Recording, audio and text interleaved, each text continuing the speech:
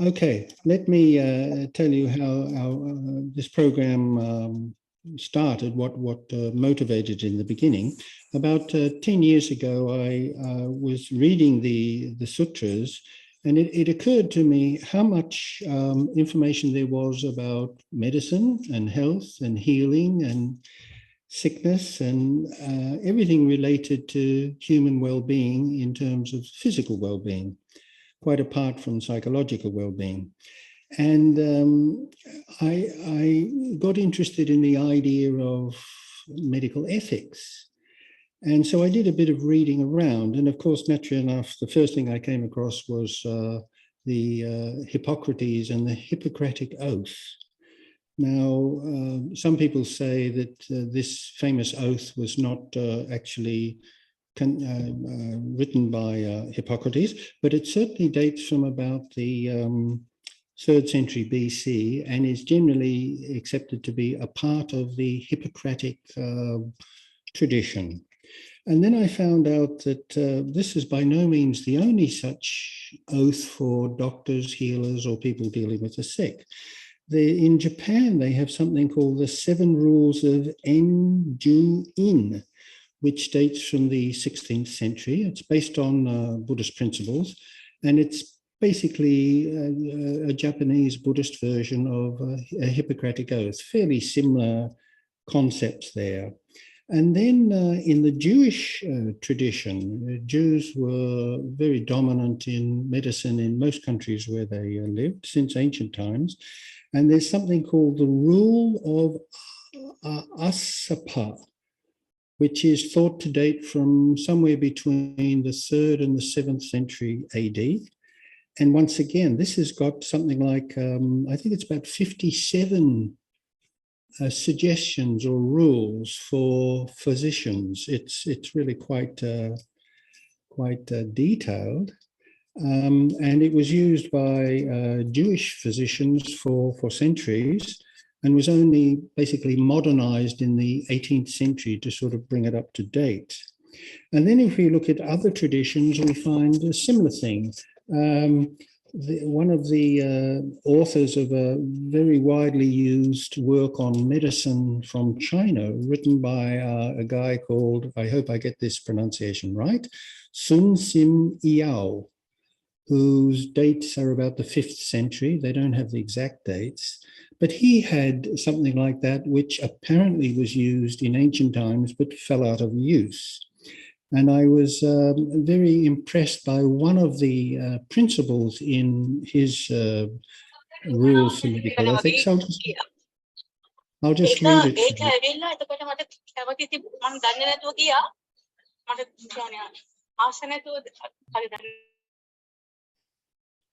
I'll just read one part of it. The great physician should not pay attention to status, wealth, or age, whether the patient is beautiful or ugly, a friend or a foe, whether Chinese or a foreigner, but he should treat everyone the same. He should always act as if he were helping a close friend or relation. So that's sort of an idea that is to be found in most of these concepts of oaths or vows for people in the medical profession. So naturally enough, then I started to look, well, Buddhism has a long tradition of connection with medicine, healing, health, and what have you. And in fact, one of the most noticeable things about the Buddhist suttas is how frequently he refers to medicine, healing, doctors. He uses them in his similes and metaphors. And I discovered, and I'd have to say that I was probably not surprised that of all these other traditions, these civilizations, they've all had an oath for doctors, except the Buddhist countries, other than Japan. Isn't that interesting? I also find it very sad. So in the in Sri Lanka, Burma, Thailand, Laos, Cambodia, nobody's ever thought of writing out for physicians, for specifically Buddhist physicians, based on Buddhist ethics and values, an oath for doctors. Why could that be? Why we alone, it seems, have never bothered to do this? So I thought, well, if nobody's done it, I'm going to try. So some of you would have already received what it was that I wrote. So basically what I did was I took some aspects of the Buddha's specific words and just changed the tense and the subject slightly. And I found that I had 7 basic principles that somebody who is a Buddhist and is in the healing profession should subscribe to. So some of you have already got it, and you will see, first of all, we have the Pali, and then we have the English. I'm sorry I can't read it to you because I don't have a printer, and when my computer's on, I can't read it on the printer. Manori, do you have it in front of you? Okay, unmute yourself. Bhante, give me a minute. Bhante, continue. I'll get it on the screen and I'll read it. Righto. So basically, it starts by using, first of all, 3 sayings of the Buddha. The first one is from Dhammapada, verse 204. And the next 2 are about the importance of healing and a praise that the Buddha gave to good doctors. And both of those quotations are from the Mahavagga. That's the second book in the Vinaya. And then I've got 7 articles. And these 7 articles, the first 6 are based on a sutta from the Anguttara Nikaya. And the last one, number 7, the 7th principle, is also from the Anguttara Nikaya, taken from one of the suttas where the Buddha talks about the different types of patient. So, Manori, without reading yes, the part, I can read them. I can read them, Bhante, if you want. Yes, could you read number 1 first? Yeah. Number 1 is, I will use my skill to restore the health of all beings with sympathy, compassion, and heedfulness. Right. Number 2. May I be able to prepare medicines well. Okay. Number 3. May I know what medicine is suitable and what is not. I will not give the unsuitable, only the suitable. Good. Number 4. May I minister to the sick with a mind of love, not out of desire for gain. And number 5, may I remain unmoved when I have to deal with stool, urine, vomit, or spittle. And the last one, number 7. Number 6. I'm at number 6, Bhante. From time to time, may I be able to instruct, inspire, enthuse, and cheer the sick with the teaching. Okay, and number 7. The final one is, even if I cannot heal a patient with the proper diet, proper medicine, and proper nursing, I will still minister to him out of compassion. Right. Now, each of those is not something that I have thought up or invented. They are based very closely on things that the Buddha specifically said. Okay. Now, if you were thinking of a vow or an oath for a physician, you could well think of some other things. You could add some things to it. But in this particular case, if this were being used, say, at the end of a medical student's education, the power of these would be very considerable. First of all, that they would know that these are actually based very closely on actual things that the Buddha said. Secondly, that to the best of my knowledge, the only founder of any religion, and I've looked at them all, who had anything to say like this, there's only one, and that is the Buddha. So therefore, something that goes directly to the founder of your religion, if you're a Buddhist, and something that has an antiquity going back over 2,000 years. I think simply knowing that, particularly its pedigree, not just something that was thought up last year or was recommended by the UN and was thought up by some doctors 20 years ago or 50 years ago, but something that actually goes right back 2,500, perhaps 400 years BC, to know that you were doing something specifically that the Buddha encouraged you, a medical student, to use in your profession as you go about your work. So my feeling was, so what I did was I produced the, as I said, I got the Pali and slightly modified it so it would be in the present tense rather than in the past tense. And then after each one, I had a translation of them. And then basically I wrote a brief commentary on them. And then I had it published. And I got quite a lot of positive feedback. And I'm very happy to say that one of the teachers, a Buddhist in the medical faculty in Malacca, in Kuala Lumpur, uses it on his students now. I'm really very happy that that is happening. Now, when I briefly mentioned this to Manori, she mentioned that she thought that this was a very good idea. And I said, it would be really wonderful if this could be printed as a small booklet in English and in Sinhala and be used as the Hippocratic Oath used to be used and is sometimes still used in universities and colleges when students graduate, and use it in Sri Lanka. And she thought that that was a very good idea. I think it's a very good idea.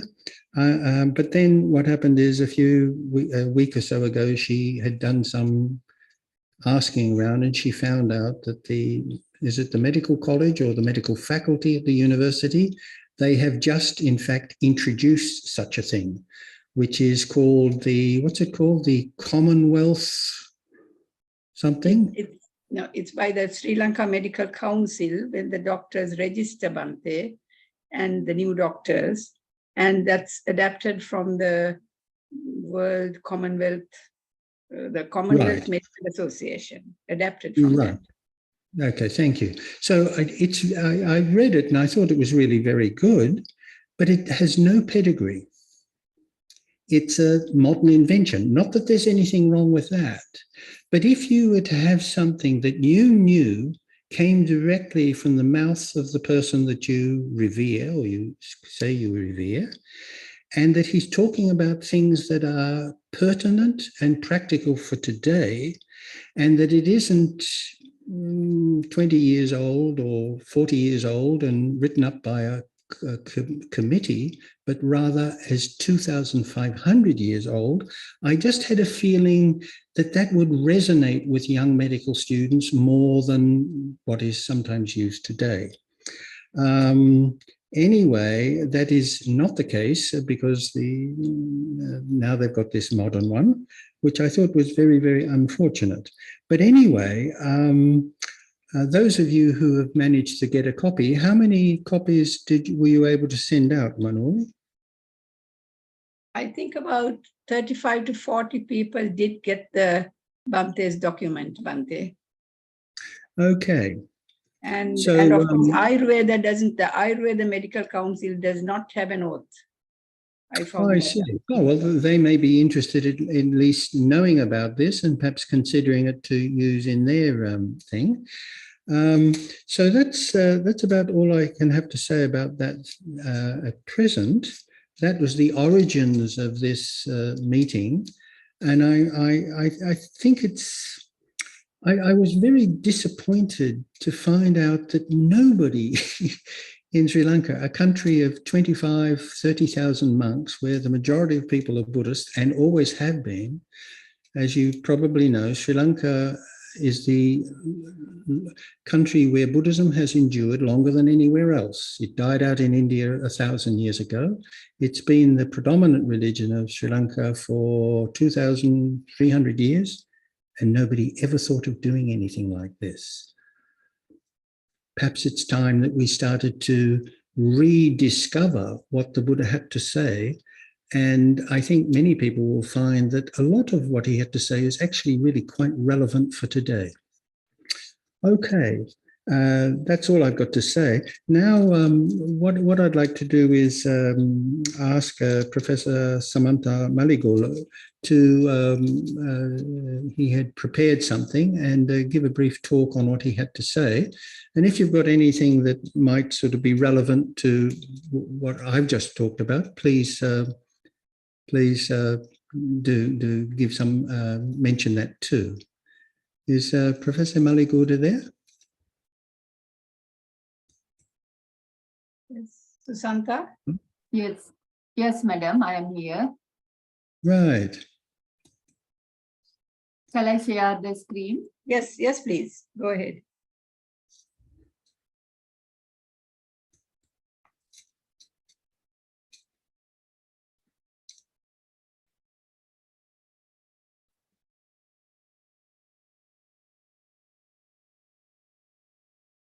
Permission on Venerable Bhante Dhammika, then on all the Venerable monks, other guests. Then I am like to share the views of behavior patterns among Ayurveda doctors and medical students. All the references from Ayurveda text. Sukruta Samhita is the oldest Ayurveda text regarding surgery. It was mentioned the qualities of medical student. It is mentioned in the Shishopanayana chapter.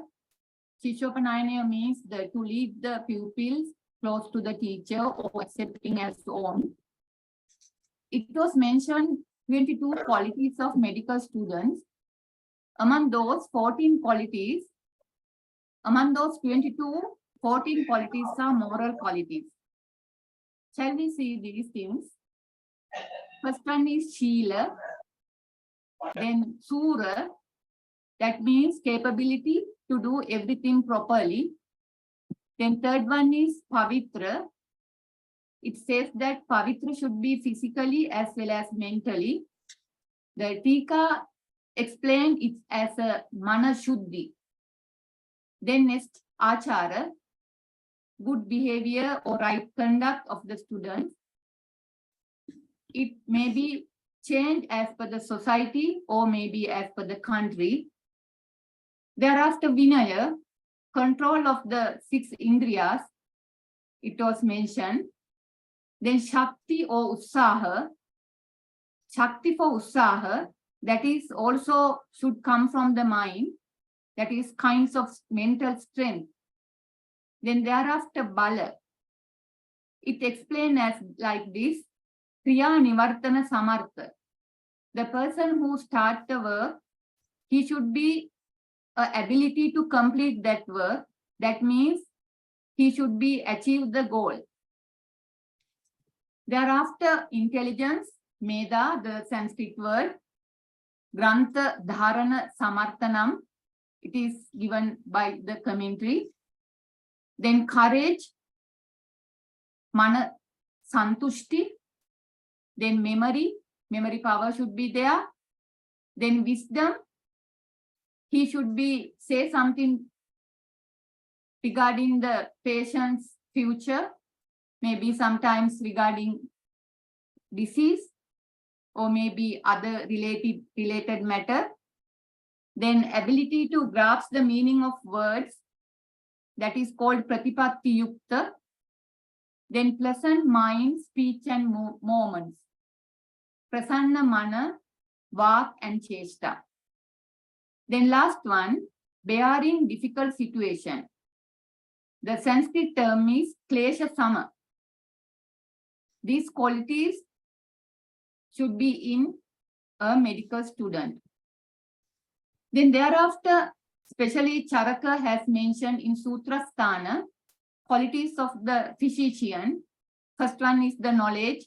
Then second one is the skill of the physician, practical experience. Then dexterity.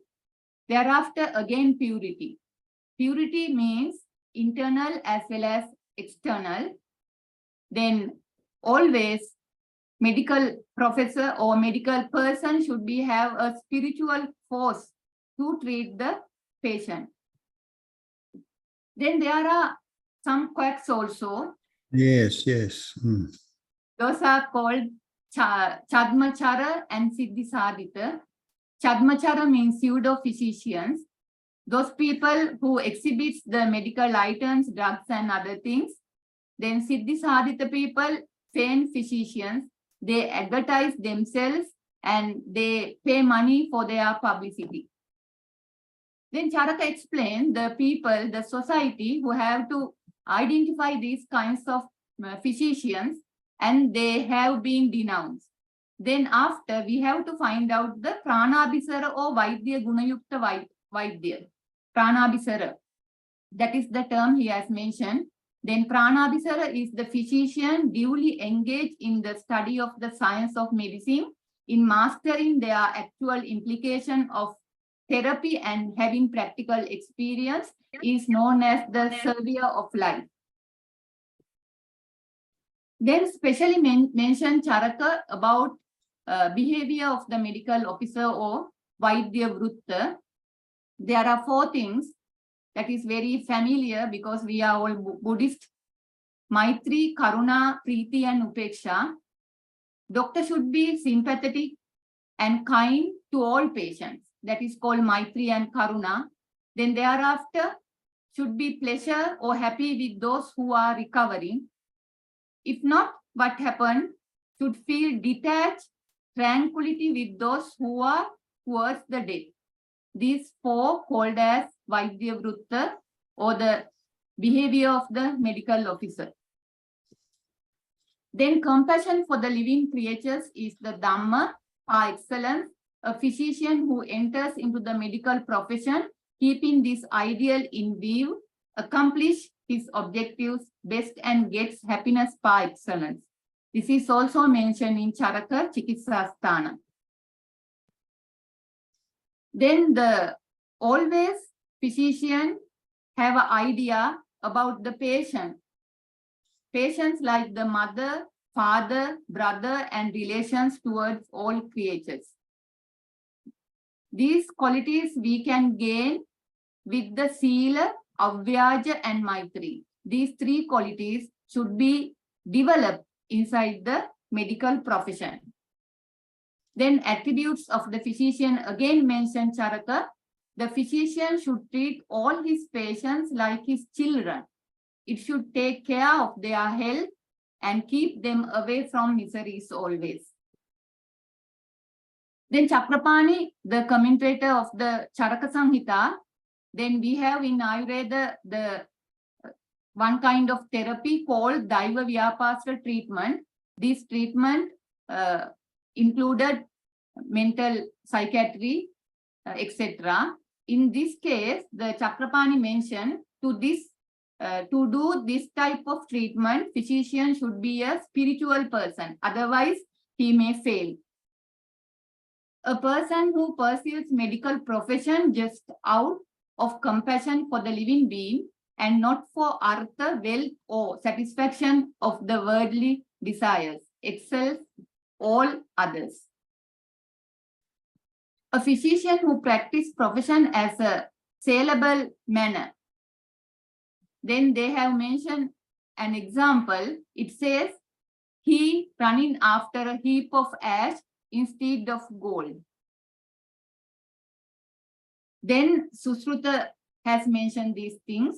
Should not treat all those who are excessively artificial in their behavior, are weak or are a miserable conduct and behavior, who have not been absolved of the allegations against them for incurable diseases, who are going to succumb to death. But again, it has mentioned Chikitsa Maryada or limits of the treatment. As long as the patient breathes, she should be treated. Sometimes even the fatal signs are seen, still he or she may live by the faith. These things also mention women in the absence of their husbands and guardians should not be treated by the physician, should not accept any gift or other things by the woman without the permission of the husband or the guardians. While entering into the patient's house, should take along a known person whose entry is permitted, should not engage your speech, mind, and sense organs anywhere except the patient. The matters of the patient's house should not be disclosed outside or the society. Even though learned enough, should not boast, because mostly people become irritated for the boasting. These are the few facts I gathered from our Samhitas. Then thank you very much for your kind attention. Okay, thank you very much for that. That was very interesting. And one can't but help notice some of the similarities with the 7 principles that I had selected. And Samantha, I'm not sure whether you know this, but I consulted this book some time ago. It's called The Well-Mannered Medicine, Medical Ethics and Etiquette in Classical Ayurveda. What happened to our picture? Medical ethics. It is a very detailed study of medical ethics in early Ayurveda. If you don't have a copy of the book, you might be interested in getting it. It's an extremely detailed. So that may be of interest to you. Later on, you can, if you're interested, I'll give you the details to it. Okay, thank you, Bhante. And there's no doubt that early Ayurvedic ethics are of the highest standard. However, one of the things you mentioned is also mentioned here, and this is quite an interesting contrast between the Buddha's idea and early Ayurveda. Manuri, can you read the last of the 7 principles? Give me a moment. But till it comes on, I do remember that it was in stark contrast to saying don't treat if they are untreatable. It was all about palliative care. Here it is. That's right. Even if I cannot heal a patient with the proper diet, proper medicine, and proper nursing, I will still minister to him out of compassion. Right. Now, this is, as Sumanta actually mentioned this, in, I think it's in Charaka, I'm not sure it's in Sursutta also, but interesting enough, he says that if you assess the patient and think that he's going to die, then you won't treat him. And I think he specifically mentions because that will destroy your reputation, or you may... people may become hostile towards you, which is sort of understandable in a sense.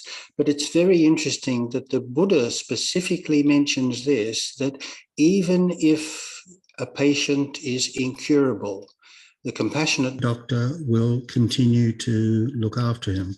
So I think that's a very interesting contrast between Ayurveda, or at least Ayurvedic principles, and Buddhist ones. What do you think about that, Sursutta? Sorry, Susanta. Susanta. Yeah, that doesn't mean that if you're an Ayurvedic physician, you have to follow that principle, but it is an interesting difference, isn't it? Bhante, I think there is no differences because the only language is different, because Pali and Sanskrit, all the facts are very similar to Buddhism. Oh, yes. Yes. Well, other than this last one, I think they seem to be pretty much the same. Of course, the Ayurvedic ones are much more detailed. Yes. And that is because Shrutha and Charaka were actually physicians. The Buddha was not a physician. He didn't ever claim to be. He just made these comments. Okay, anyway, thank you for that. I found that very, very interesting. Now I'd like to call upon Professor Vajra Dissanayake. Are you there, Vajra? Yes, Bhante. Okay. You were going to read out something or say something for us? Yes, thank you very much. Before I start, I see a hand up, Bhante, from Janaka Vitana. I wonder whether he has a question for... Yes, please go ahead. It's not a question, Bhante. Actually, my name is Jaika. sorry. It's an Indian name. I mean, a bit unfamiliar. Very few people in Sri Lanka call that. It's Jaika. Well, it was regarding what Bhante just mentioned, and the document he produced as well. There's a slight error in the sense that it is mentioned there that the father of medicine, Sashruta, as you would know, Sashruta was a surgeon. So he deals with surgery, and I think for surgeons, perhaps at that era, reputational damage was quite awful. So he perhaps shied away from taking on patients whom he couldn't operate on. Yes. Well, it doesn't mean that a physician wouldn't take that patient on for palliative care as such, but I think surgeons perhaps kept it away. So I think that's an error, perhaps, Bhante, you might need to correct on your document. Well, I won't change my document because I won't change my document because that's actually what the Buddha said. I don't want to put my what idea. I'm saying is about Sashruta. Sashruta was the father of I surgery. see. Yes. He was not the father of medicine. It is Charaka. Yeah, well, look, I don't have it actually in front of me right now, but it was, I thought it was either Charaka or Shrutha. I couldn't remember what it was. Yeah, I think that's confusion, because being a former consultant ENT surgeon, I have had interest in the history of surgery.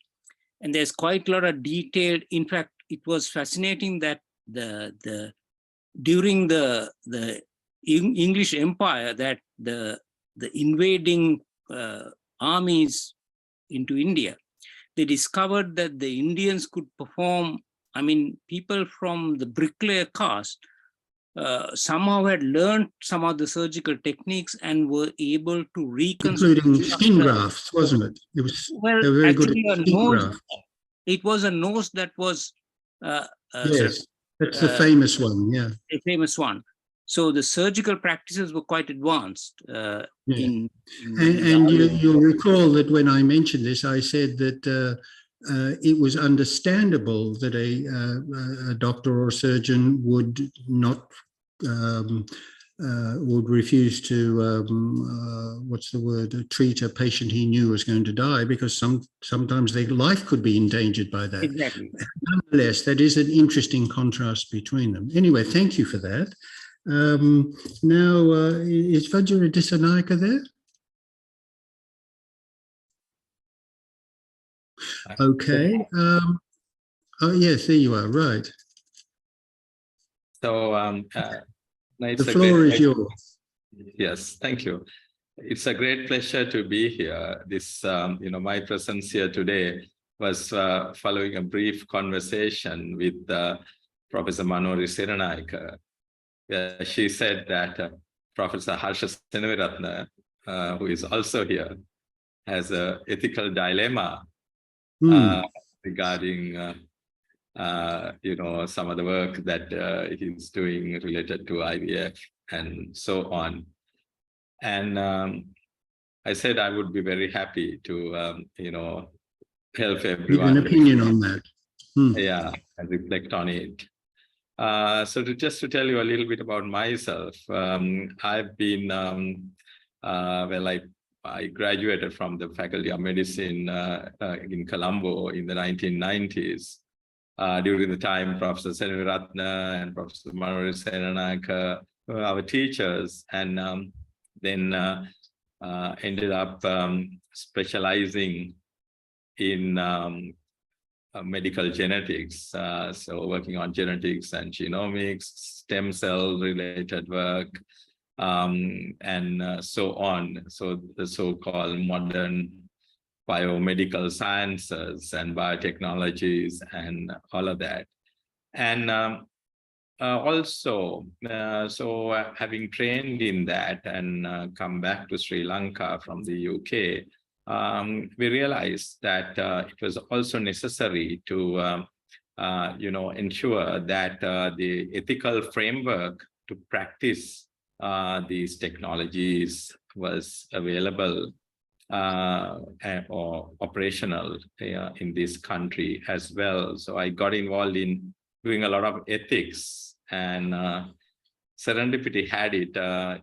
I have had the opportunity to work with a British anthropologist by the name of Bob Simpson from University of Durham, with whom we published a few papers, but had many more interactions of ethical nature. And then, of course, I also had the opportunity to do a fellowship at the National Institutes of Health in the US, where we, at a time when it was headed, the Department of Bioethics there, where I work, was headed by a US physician called Zeke Emanuel, who was actually later on went to the White House with Obama and, casted Obamacare based on a lot of, moral principles, which ultimately, resulted in healthcare becoming available to a large segment of the US population where it was not available. But what do you think you could contribute that Harsha Seniviratna might? Something that the problem that he has. Maybe just specifically mention what his concerns are. I want to put the context and come to that, Bhante. I want to put the context and come to that. Yeah.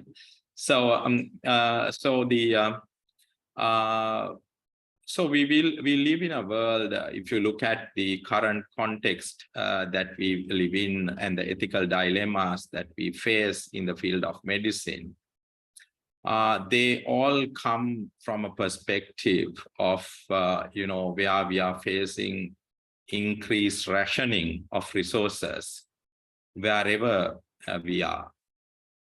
So, you would find whether it's in Sri Lanka or in the UK or Australia or anywhere, we are facing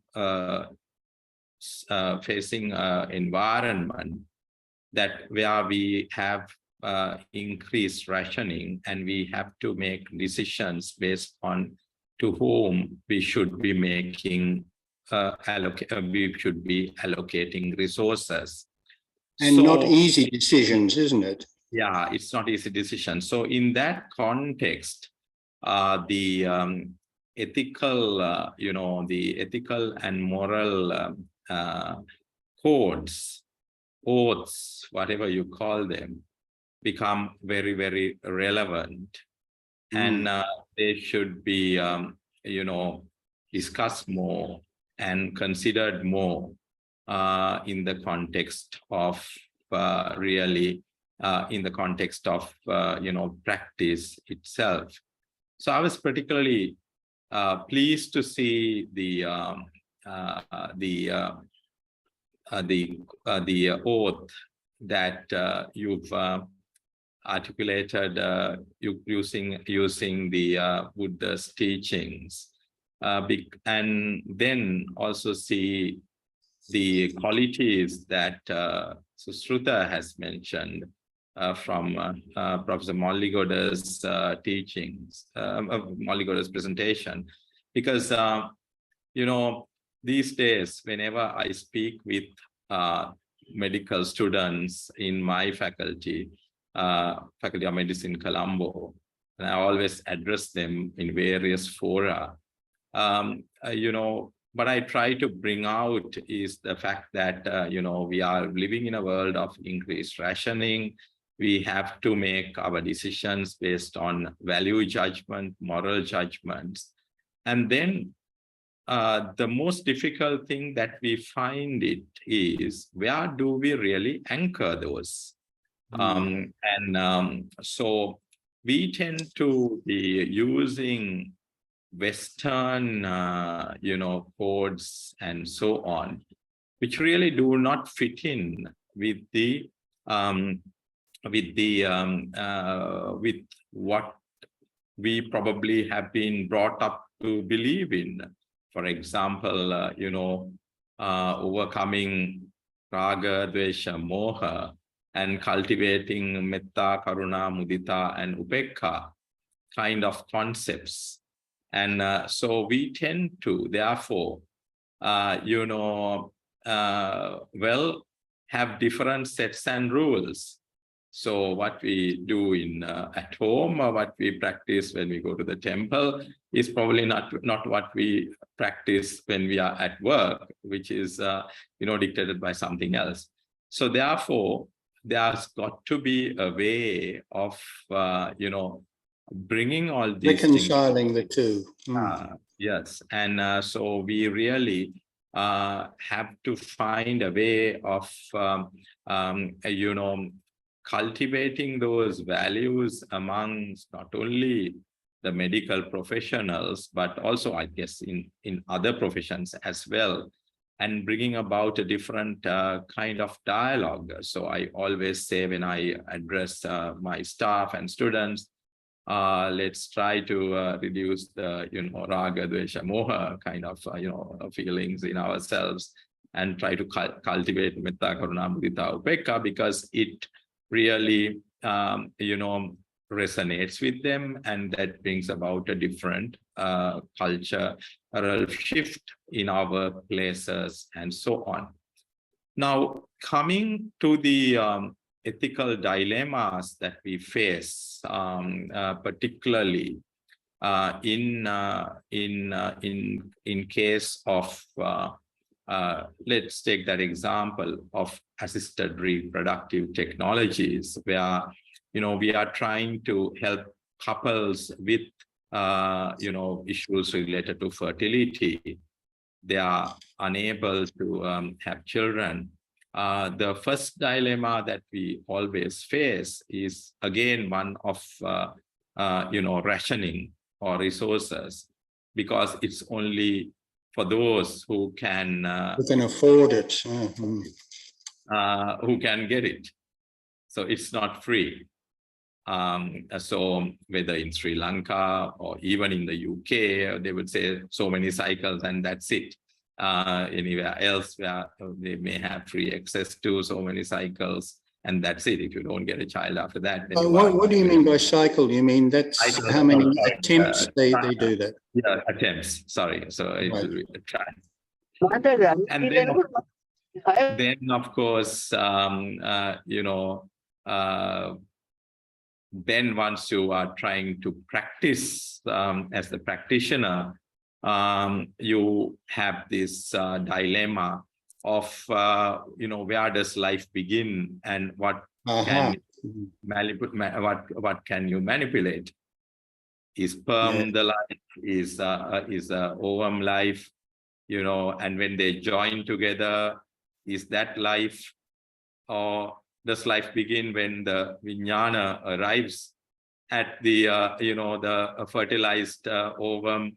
And when does it really arrive there? Do we know when it arrives? And so on. So these are dilemmas. And so the way I have reflected on that, on those questions that we are trying to deal with in the field of fertility, is that sperm cannot be life by itself. Because if it was life, then it would have given rise to a human being by itself without the need to fertilize. Ovum cannot be life, because if it was, then it would have given rise to life by itself. When they are fertilized on a Petri dish, again, I personally don't believe that there is life there, because otherwise, in a Petri dish, there would be a life. Well, you leave it there and you would have a baby growing on a Petri dish. And also another element to bring to that, what I just said now, is the natural order of things for the Vijnana to arrive is, the natural order is not for the Vijnana to arrive on a Petri dish. It is to arrive inside a mother's womb. So therefore, Prof. Senaviratna, I don't think those the fertilized, embryos that you have in the freezers are life. It is a collection of Nama Rupa, the 4 elements, and until and unless it is transferred to mother's womb, and then the Vijnana has arrived and taken root, I don't think that's life. And then there lies our question. So when does it arrive there? Is it well, I've looked at the Buddhist texts and nowhere does it actually say that, but as you say, this is definitely the crux of it. And it seems to me that the West, and particularly the United States, seems to dominate not only in medical ethics, but just about everything else. And I think it is important that the Americans realize that America isn't actually the center of the world. They'd like to think they are, and there are other cultures and other traditions that do have different views. But anyway, can I sum up and say that your position is that Harsha Senaviratna's concern was that he's got some fertilized eggs and he doesn't know what to do with them, and he's worried that he may be destroying life. And your position is that they wouldn't be life. Is that your position? My position is that is not life. Right. It's just a collection of Nama Rupa with the 4 elements. And that's it. Look, can I ask, just see if Professor P. Premasiri is there? He just might have something to add to that. I'd be interested to see. Is Premasiri there? Oh, there he is, yes. Can you unmute yourself, Premasiri?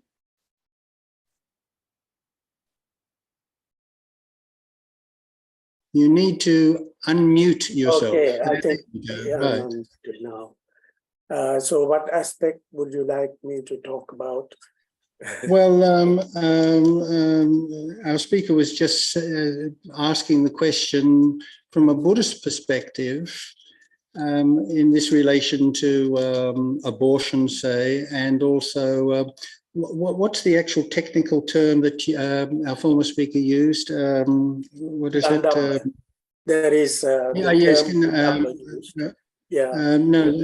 the medical term for artificially fertilizing the egg and the sperm. What is that called again? In vitro fertilization. In vitro fertilization. In vitro fertilization. That's in vitro fertilization, is it? That's right. It's in vitro fertilization. Have you got any thoughts that you could give on that matter? Yeah, I believe that as long as life has entered into a mother's womb, one would not be committing any unethical act. It's only after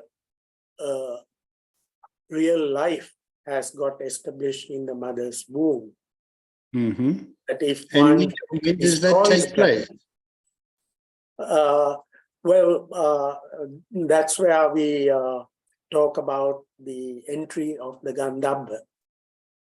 Gandhabba is supposed to be the being that is seeking to be reborn. So according to the Buddhist concept, a completely new life is not going to appear in a mother's womb. It is a being who is seeking to obtain a new life that is going to enter into a mother's womb. So after that being enters the mother's womb, if someone destroys it, then it amounts to committing homicide, but not otherwise. That is, there may be all the requisites for a new being to appear in the womb, but that doesn't mean that life has already started there. It's only the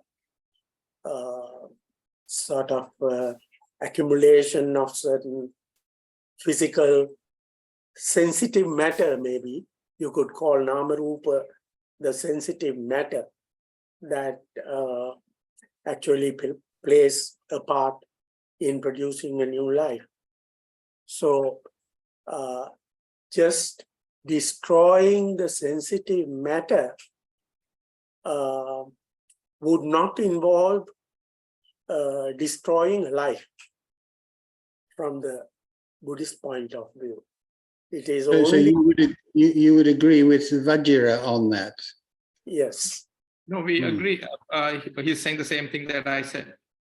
Yes, that's what I mean. You and Petri would agree on that matter. Well, I following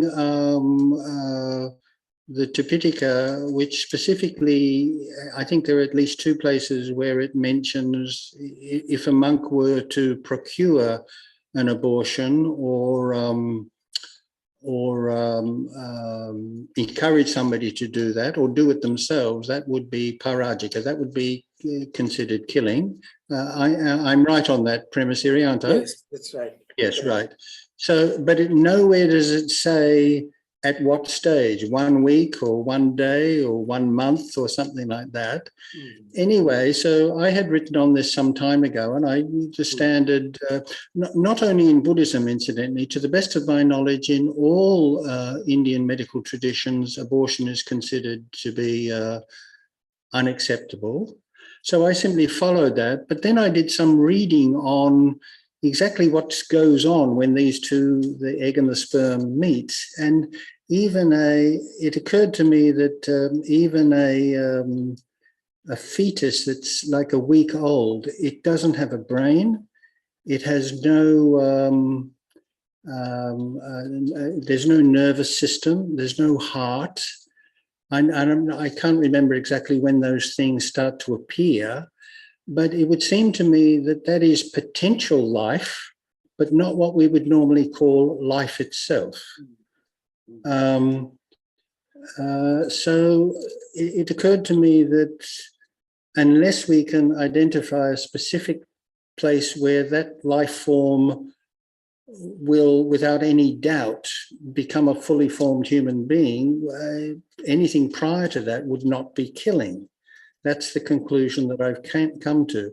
Vajra, do you happen to know when the fully formed nervous system, heart and brain forms? I'm sure they know. It's just that I don't. Yes. Professor Senurata has his hand up. Shall we listen to him and then I'll answer that question? Right, right. Thank you very much. This is exactly why I decided that I should join in. And because we who are in the practice of providing assisted reproduction, we can see the exact thing that happens under the microscope. Right. We can see the egg and the sperm meeting, joining up, and then eventually it splits up into 2 cells, 4 cells, like that, and then becomes a cluster. Now, you are exactly right. So far,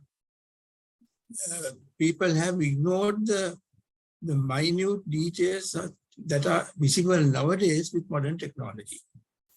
So if I was to say that we take a phase before the brain and after the brain, the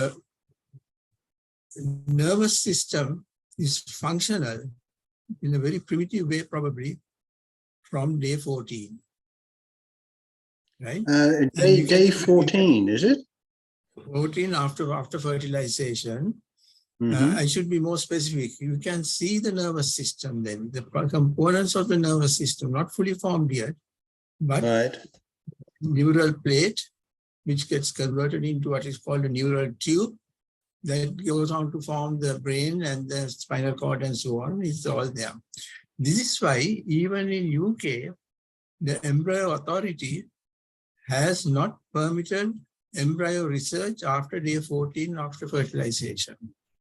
They said that feeding comes into the conceptus after that. And therefore, they have put that limit over there. Now, what happens before that? On the first day, the egg and the sperm meet. And by the time it comes to the second day, the nuclei are organized in such a way that we can recognize it as having fertilized. They get being fertilized.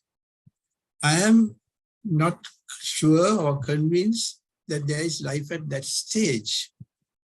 But then it goes on to the next few days, the third day, the fourth day, and so on, where the cells keep on dividing and you get a cluster.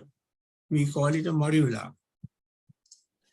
The days after that, 6 days, it forms a small, tiny pregnancy sac, where the outer cells form a sheath, which gives rise to the external components of the embryo, of the conceptus, and the inner cells are now geared towards forming the parts of the fetus, and that goes on up to about a week. So my dilemma was this. Sure, you cannot, life cannot exist unless everything comes together, the mother's component, the father's component, the timing, and the vijnana also comes together and forms until after the seventh day of the conceptus. However, the period before that, the conceptus has a potential to develop. And that's where my dilemma lies. It has given the correct conditions. Like we place it in the mother's, in a woman's womb. Now, today it not be the mother itself, it can be someone else whose womb has been prepared, which we are doing it every day. So we can place it inside the womb and it will go as if, grow as if, and develop as if it has done so naturally. Now, our problem is this. In the IVF program or the test tube baby program, when we treat a woman, we treat a couple, we end up with a number of embryos exceeding their requirement. Right. There's no way that we can control it. It's like an all-out non-phenomenon, you see. So earlier, people used to select the number of embryos which form the babies and allow the rest to perish. But now we have got the technology to have them frozen. So there are thousands of embryos all over the world, including in Sri Lanka, where frozen embryos are there in a state where if you thaw those embryos out and replace the embryo in growing embryo in a suitable parent, in a mother, it will grow as normal. The rest of the pregnancy will continue as normal. Now, the big question mark is many couples, after they have got their desired number of children, they are not interested in the frozen embryos. So what do we do with the rest? That is a big, big, big question mark. So what does the law in Sri Lanka say? There is no law. Sri Lanka's law, we have tried to, from 2002, we have tried to get the law going up to date. It is only now that the Health Ministry has at least formed a committee to go into it. It's yet to be developed, sadly. I see. And we spent a lot of effort trying to get this process going, and it has not worked out so far. So the question is, if we were to decide, say, embryo X, Y, and Z should be allowed to demise, right? Are we selecting them at a stage when the vijnana has already moved in? You understand? Well, yes, that's quite clear. Anatomical feature for us to say that it has happened or not happened. Yes. Well, is Premasiri still there? You are. Premasiri, could you say something about Antarabhava? For those of you who are not familiar with this, in Orthodox Theravada, and by Orthodox Theravada, I mean the Pali Tipitaka as interpreted by the Mahavihara in Anuradhapura in the 2nd, 3rd, 4th century AD.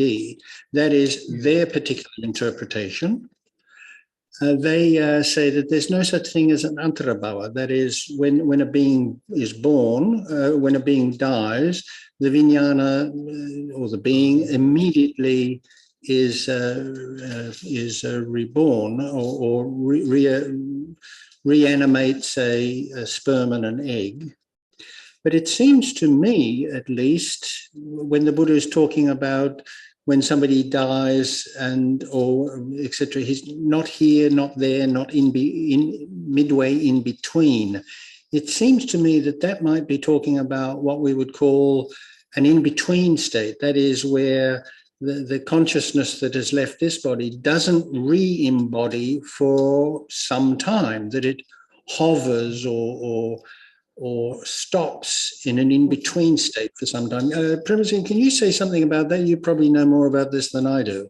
Oh, no, wait a minute. I probably know more about it than you do, but give us your opinion anyway.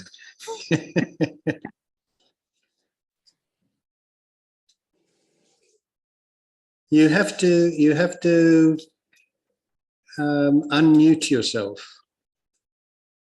I don't think I can claim to be an expert on this issue, but I would like to express my individual opinion on it, taking into account some of the ideas found in the Dhamma. Now, in the original texts, if you go to the early canonical sources, you find this idea of sambhavesi. Sambhavesi.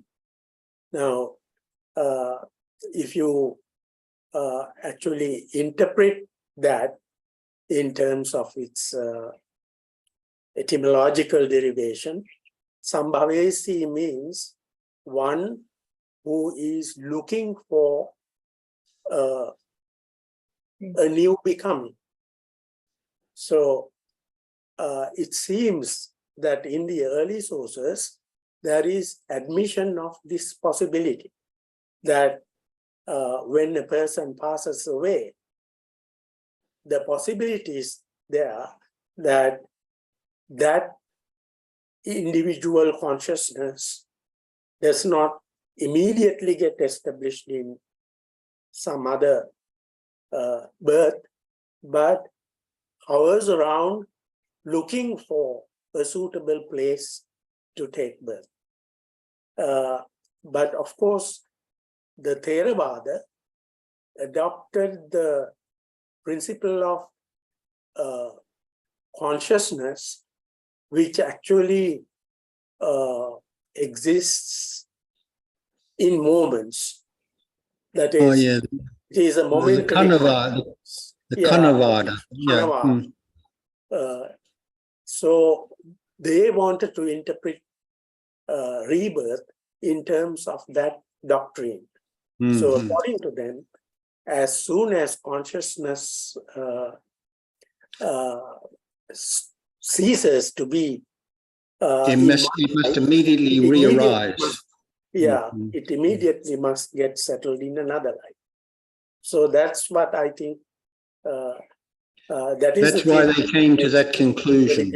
Of, this possibility of someone looking for another birth and stay for a while, looking for such suitable birthplace. Yeah, that's how I would understand it. So it's the Theravada Abhidhamma tradition that has influenced that notion. Whereas the early and am I right in saying that the Kanavada, the theory of moments, is this in the Abhidhamma Pitaka or only in the Abhidhamma commentaries? It's mostly in the Abhidhamma commentaries, right? Like Buddha Ghosa's interpretations. Yes, you find it very clearly. Yeah. In the suttas. In the sutras, Vijnana is seen as a stream or a flow rather than thousands of discrete, separate things. Yeah. And in the early suttas, you have the notion of anicca, but you don't have the notion of a kind of momentary change. Anicca means it can change after a certain time. It can change. You can't say that it changes every moment or anything changes every moment. There can be a moment of pitta, staying in some form for a certain period of time before it goes through change. So, uppado panyayati, titassa anya tattang panyayati.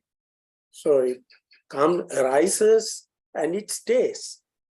So it means that something could stay for a while before the change occurs. Yeah, well, it seems to me, and this is a thing I've come to think about over a period of time, and that is that there isn't an answer to every question, and that Buddhism doesn't have the answer to every question. And I think you can see this, that the early Buddhists, at least the Mahayana Buddhists, to the best of my knowledge, they were presented with the question, what is the physical basis of consciousness? And I think in all Indian medicine, except for one, I think there was an Ayurvedic writer in about the 11th or 12th century, Bhatta, I think his name was, and he was one of the only ones who ever identified the brain as the seat of consciousness. His idea never took on and never had any influence, and the whole Ayurvedic tradition, as I understand it, if anybody can correct me, is that the heart is. And in the Abhidhamma Tipitaka, it very, I think maybe skillfully, doesn't say what the physical basis of consciousness is. It just says that thing, that whatever is the physical, that is the physical basis of consciousness. And I suspect that that was deliberate in the sense that they had probably given the issue a lot of thought, but either they had different opinions or they couldn't come to a conclusion, or they decided we simply don't know, and so we won't commit ourselves. And perhaps we might be able to take that same position on the problem that Maharja Seniviratna brought up, is, trying to look at a very real and important problem in medical tradition, and say that, well, at present, we simply don't know. And maybe simply may not be able to come to a definite conclusion on it. I think that's rather unsatisfactory, but that's life. Bhante, if I may come in, the question that you asked and related to this, now, if we look at, we can also, there are other ways of looking at it. For example, ask the question, how long is the life of a sperm? How long is the life of an ovum? How long is the life of when they are united as a fertilized egg? How long is that life by itself? So there are certain scientific evidence to say this is what that life is. Like, for example, once the ovum is released, unless it gets fertilized within a day or two, it will not be viable. So that's the kind of the viability of that. And then once they are fertilized, unless they get implanted in the womb by the 6th to the 7th day, then would not be viable beyond that.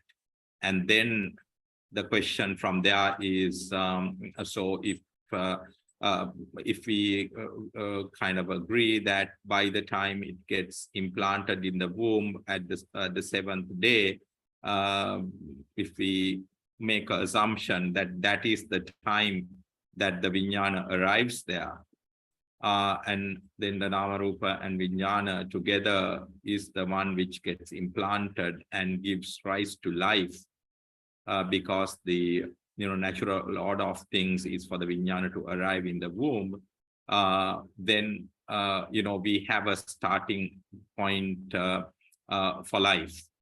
And like the real the questions that have been asked is, okay, like, do you have to have the nervous system also kind of there for there to be consciousness and so on?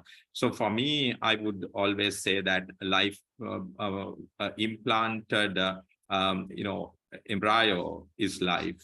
Then as Prof. Harsh Sriviratna said, it is in the 3rd week, this process that we call gastrulation, which results in the formation of the nervous system, occur. And that is that point at which there would be kind of if we say that it's the nervous system which brings about consciousness, and that's the point at which there would be some consciousness and feelings and emotions and so on.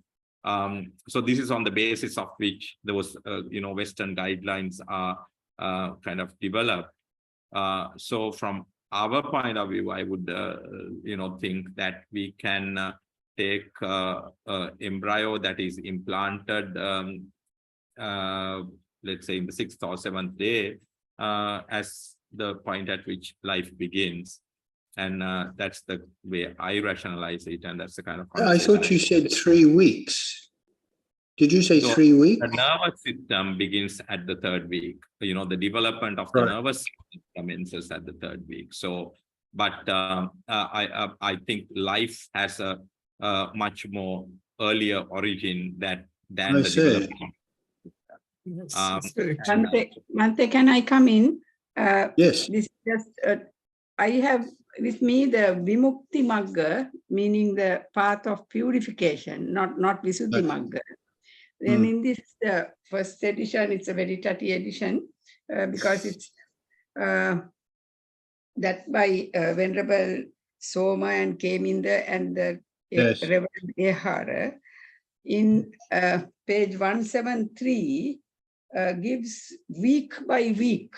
Amazingly goes up to the 29th week and says, now it's all completely done. So funnily enough, that's when the fetus, week by week. I haven't gone into this, neither can I remember my embryology to compare. But in the first week, by the time it becomes a number of cells, they call it kalala. I suppose we also call it kalala at some point. It's formed. And so somebody who knows more than I could look this up and see what it really says. I haven't gone in depth, but then the second week they call it something else, and then there's detailed, and the third week, fourth week, fifth week, sixth week, it's amazing. And then they come up to the 26th week, the bodies end out with hardness and something. 27th, 28th week, the 99,000 pores are produced in addition, something, and then they say in the 29th week, the whole is completed. And this has been in supposedly way before Visuddhimagga, supposedly written originally in Sri Lanka by an Arahat Upatissa, and at the time with the wonderful burning of all those books, this got burnt, but somehow it had traveled to China, and the Chinese version was available when Soma and came in there, went there, and actually in Japan in a museum, because at that time there was a war in China and their boat was redirected to Japan, and they are incidentally in a very accidentally in a bookcase in a library, they found this and they translated it. And so, but that page 173, if somebody could study, who understands all this, well, it just says first week itself, but once it starts growing, obviously, not when it's just, as Vajra also said, not just a fertilized ovum. That's not all. The Gandhabba has to come there, and then only it will start. Yes, Premise, I'm right in saying that some of that is in the suttas, isn't it? Isn't there something in the suttas about how long the stages of a fetus? You have to unmute yourself. The suttas mention a period of 9 to 10 months. Yeah. Oh, it gives 9 or 10, 9 or 10 months thing, for the full growth of a child to be delivered. Yeah, it takes 9 to 10 months. But there isn't much information in the suttas themselves about the stages of the growth of the fetus. It's there's nothing to indicate when the consciousness is established. Yeah. It's found only in Visuddhimagga and that's all. Yes. Yes, go on. Shatitra Silva, who has his hand up, wonder whether he wants to make a contribution. Yes, who is that you saying? It's yes. Hello, could you hear me?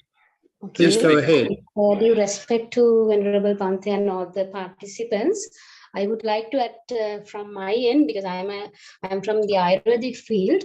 When we discuss about the growth of a fetus, Ayurveda mentions about the descent of an Atma. As they believe in an eternal soul, they say for a fetus to grow in a mother's womb, there should be 4 factors which should be fulfilled. One is bija, that resembles the ovum and the sperm of the parents. Then mother should be in her fertile period. It is mentioned as ritu, and the third factor is ambu, which could be correlated to the hormonal atmosphere and the womb's internal environment. And the last factor they have mentioned as Atma, which is the eternal soul. They, as Ayurveda has a close relationship with Hinduism, they believed in an eternal soul. But I think as Buddhists, we can correlate this concept with our Vijnanas, I guess, Venerable Thero. That is my opinion. I just like to add it. And regarding the growth of the embryo, in Sushruta Samhita, it is nicely mentioned about the stages of the fetus. And as I recall, in the 5th week from the 5th week, the fetus heart is working, And when the heart of the fetus is working, the desires of the fetus is resembled as mother's desires. She requests from her husband or the relatives what she wants, but that is truly desired by the fetus. So it is called as Hridayopachara in Ayurveda. Thank you very much for giving me time.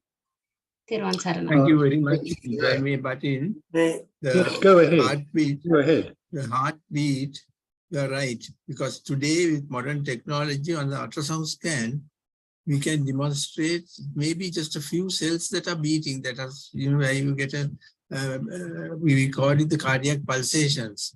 You see, but that's by about the 5th or the 6th week. So it can be physically demonstrated as well. Okay. I'm not sure that we can, unless anybody's got anything else to say about medical ethics in general. We've been going on for quite some time, and I think, at least on this subject, quite a lot of interesting stuff has come out. In Professor Senivaratna's case, it may be that some of the things we've said or some of the things that people have suggested might be of some value for this committee you were talking about, who is giving some thought to this issue. Yes. Because working on it very fast. Well, maybe if, I don't know, if everybody could perhaps leave their contact, those who would like to, leave their contact number with, or their contact email number with Manori Senanaika, and maybe some of you could, if you wanted to, and if it was of value, you could contact her and she could pass that on to Professor Senivaratna. Unless anybody else has got anything they feel is useful. Venerable Dhammajiva is here, Bhante. Maybe okay. you have some, I'm sure he will contribute something. Yes. Ask him to address us. He's there. I'm very happy to participate. I am just a patient. I am not a doctor, so I have nothing to contribute. But I have read once in the Ayurveda Sanghita how the Buddha gave the impetus for the medicine to come with the help of Jivaka. Before that, as you mentioned in the article, the other religions consider as doctors as something to be humiliated, because doctors are not always with the high caste. And therefore, Venerable Koskoda, one very venerable one of them, they have traced this back to the initiative aspect of giving a doctor's due case and they give the proper place for the medicine. The Buddha was the thing. And the other thing about the Antarabhava and others, I think it is the Buddha's subject. We can't conclude. That is what I think. When I'm meditating, how the mind is jumping from the one object to the other and how it come back to the primary object, we can see Antarabhava and Bhava. According to my understanding, it is with my under-nose experience. So mind is jumping from one to the other, something like after the death and next life. And that is one has to understand in order to interpret the other external Antarabhava situation. So Theravada, Mahayana, there is a lot of that kind of a thing, but I doubt anyone can conclude it. But Bhante the Dhammika opened a very nice forum today, because a lot of things we were not thinking and we were utterly or poorly depending on the Western psychology and the Western medicine. But we can see how much we have in the Buddhism as well as in the Ayurveda. So therefore, I think we in the Asiatic countries, if we can really live up to them and practice, then we can talk with our own experience and how much it is leading to the end of suffering.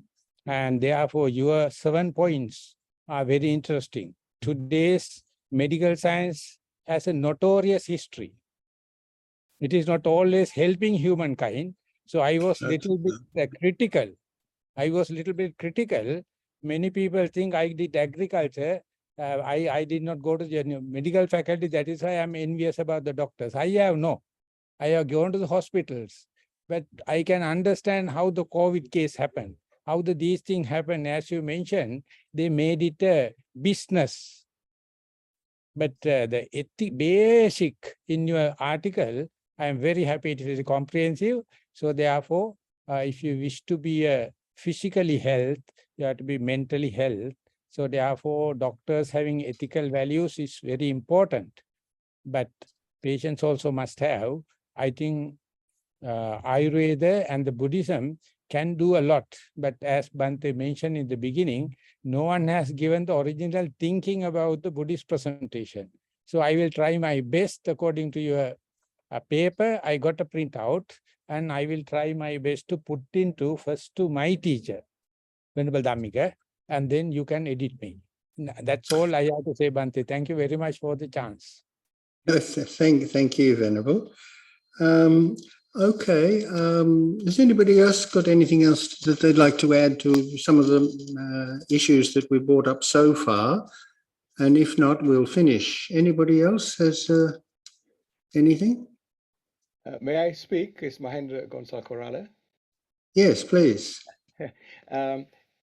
Just on the abortion issue, I think the issues raised by many speakers are all relevant, but I think we must not forget that we are part of a community, and a community is multiracial, multi-religious, and ultimately decisions about this have to be made by the law, and the lawyers have to consult with all the major religious bodies and try and have a consensus. And one must also understand that science is continuously moving, and what we agree today scientifically about when life begins and so on is likely to change again as we advance more. So my only point is to remind people that we are part of a multi-religious, multiracial community, and that these issues are important to discuss, and they should be taken into account by the judiciary, but ultimately the decision is theirs, is not ours. Good, thank you for that. Well, actually, can I just come in on that? Yes, you see, go on. We are in a situation where there is a lot of pressure to legalize abortions, right? A lot of pressure. How I look at it is that other than termination of a pregnancy, the alternative managements of an unwanted pregnancy or prevention of an unwanted pregnancy has never been addressed. You see, what about the support that the pregnant mother has to get financially and socially and so on? What about strengthening the police? What about strengthening the law? Right? We are spending lots of money doing other things, but not addressing these exact issues. Fine, if we have done all that and then we still fail, then of course one cannot, there's no argument against that. But personally, I feel that we have not really got the complete act together. Thank you. You mean us this afternoon or today, or society in general? Society in general. Do you think that we are, in our discussion, haven't dealt with all these issues, or society itself has not come to terms with these issues? Society itself has not come to terms. Right. Even those who are in government, who really matter, they have not addressed these issues. How much of support is an unmarried girl getting? In terms of social support, in terms of financial support, and so on and so on. There's nothing, we don't have any organization that will help them. So that's what I meant. Yes. Well, it seems to me that, you know, in some sense, I see some of the problems that we haven't dealt with, like euthanasia, abortion, what to do about people who are basically in a vegetative state, to keep them alive or to whatever. I mean, these are, it seems to me that this is in a sense related to what the Buddha talked about, which is dukkha, in the sense that medical science has progressed so well and so wonderfully that it has solved quite a lot of, in fact, it solved so many of our medical problems, but at the same time, it has given rise to other problems, some of which we've just talked about, and there are others too, like what do you call it, organ harvesting, whether I was in Singapore when they had the big debate about whether people should be able to buy organs if they really needed them, and issues like this. It wasn't actually discussed very thoroughly, but nonetheless, that isn't it always the case that with our knowledge and our science, we solve some problems only to find that it has created other problems that we perhaps didn't have before. That's just the way things go. I'd like to just finish by saying two things.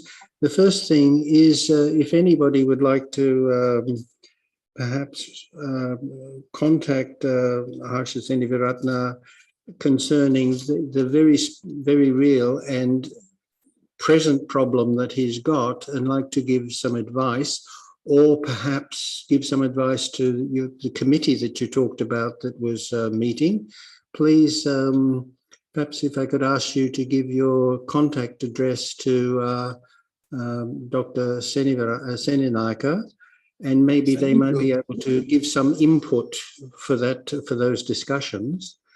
And the other thing is, I would really like, one way or another, to have this, I've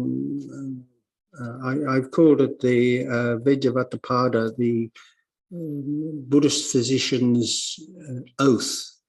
And I would really like it to be, I don't know, published in a small booklet in Sinhala and in English.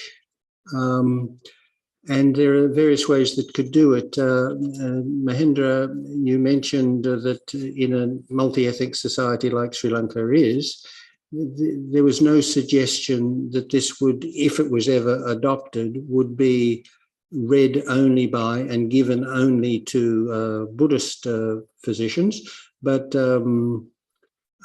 as in, I believe, is done in some European countries, they have some sort of modern oath that doctors say, but the Catholic people have their own one and they just do it separately. So those who want to participate in one can, and those who would prefer to have their own one participate in that. So if this was published and distributed, it could be used in medical colleges or schools. I think that would be very good. But as you mentioned, not everybody studying medicine is a Buddhist, and in which case it could be, there could be a brief and small ceremony specifically for Buddhist physicians who are graduating. Anyway, if anybody is interested in helping me raise funds to publish a small booklet on this matter so that at least it could be distributed with the brief commentary that I've given, then please, you can get my details from Dr. Seninaika. And with that, I'd like to thank you, Manori Seninaika, for helping to arrange this. Also, I'd like to thank all of you, Professor Dissanayaka and Maligoda and Premasiri and Seniviratna and others for your participation.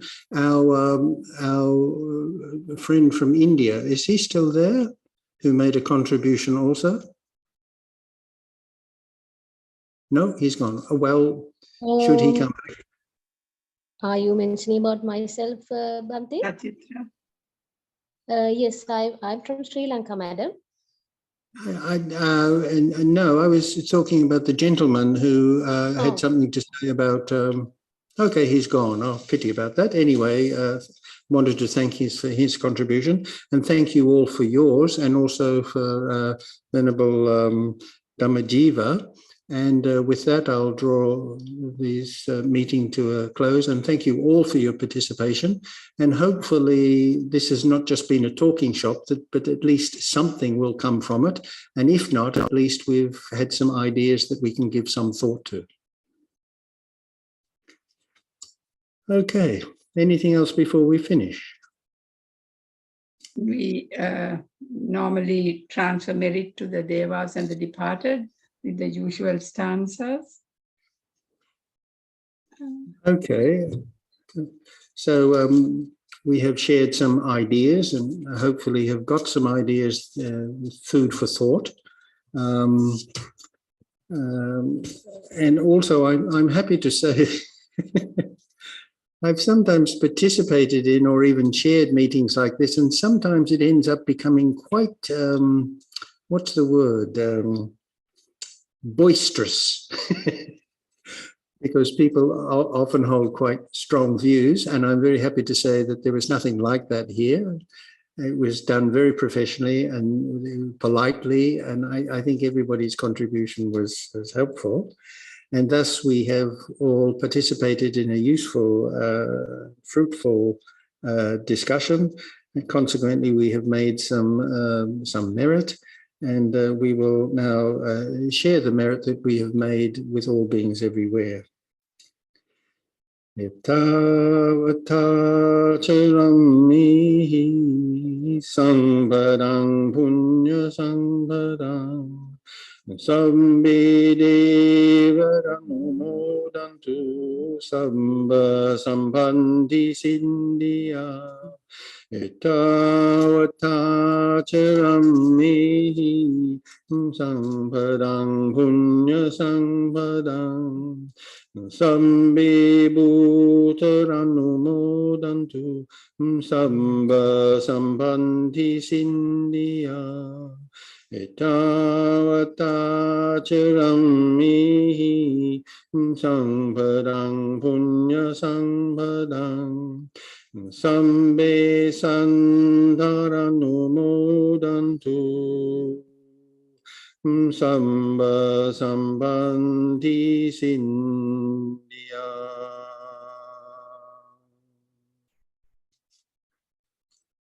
Right.